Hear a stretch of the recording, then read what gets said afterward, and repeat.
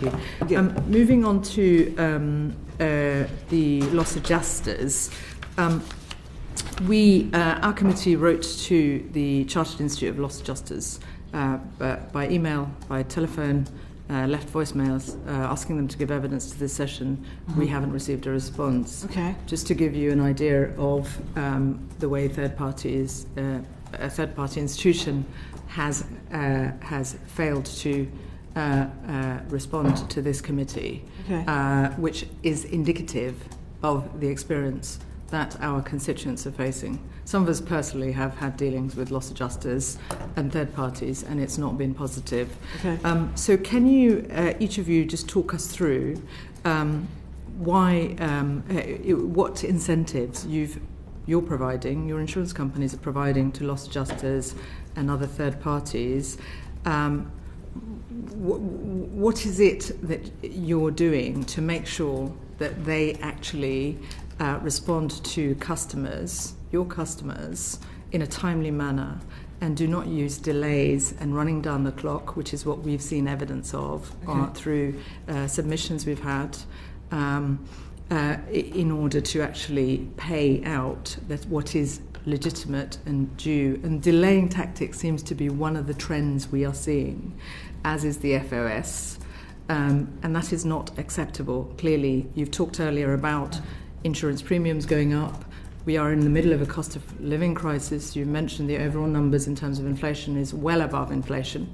It may not be 10%, but it's nearly 6%. But our customers are not getting the service they deserve, and one of the problems seems to be around the way that third parties are operating. So I'd be just interested to know what you're doing to hold them to account, to make sure that they're not damaging insurance companies' reputation, and people are not having a bad experience, because that is what's happening. Who would like to start? Happy to go ahead. Charlotte was talking before about, in general, why we use third parties, so loss adjusters being one, but we do use other types of suppliers. And the reality is that whenever we find that there is something that third parties could do better for us, we think it's wise to hire them to provide better service to the customer. We have very strong selection. We have very clear SLA in any contracts with third-party loss adjusters, and we have a dedicated team that will follow everything that they do. So talk me through, because obviously it's the ones that are working well. We're not trying to get you to sort of chuck everything out the window. The ones that are working well, obviously we don't want you to interfere with that. That's not the problem. The ones that are not working well, what are your accountability mechanisms to make sure that they are doing the job they're supposed to? You've heard about the gas explosion.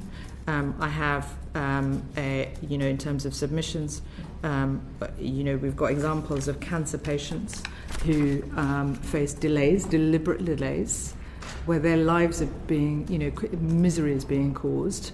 They have paid up to insurance companies, and it's a racket. It's a racket in the case of a number of these loss adjusters. What we need to know that as insurance providers, you are ensuring that those that are not up to standard, contracts are removed from them. How do you do that? When you get complaints, do you actually stop doing business with them? Because that's not been our experience, by the way.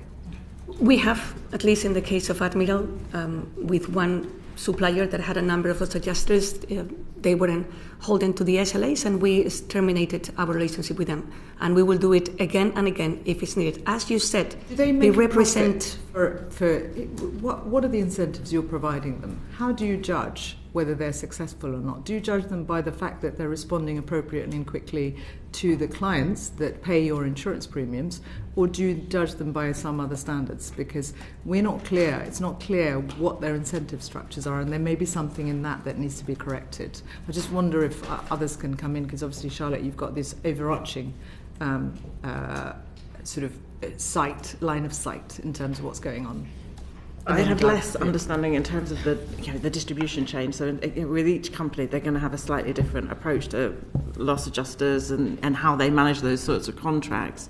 I mean, generally the way loss adjusters, tend to get engaged is when, in a firm where if there has been a significant kind of event, then they won't have the capacity. So bringing them in through third parties is an obvious kind of way of managing it.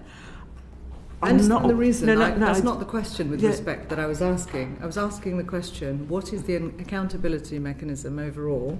What are you seeing? What are the incentives that loss adjusters are being provided, that so much so that we've got people who are actually not getting the service they need. They're getting quite the opposite. Yeah. They're getting delaying tactics. Yeah. They're getting bad practice. What are you doing about bad practice? Because by the time people go to the FOS, that's just more delay. So if you've got damage, you've got things going badly wrong that requires tens of thousands of pounds of repairs, people can't just pay that for that work to be done. Often they're emergencies, so they're waiting for the payment to be made. If you've got loss adjusters who won't even answer calls, and that example that Siobhan provided is not unusual, it's widespread, that is a delaying tactic, and the insurance sector is not across this. Yeah. So I think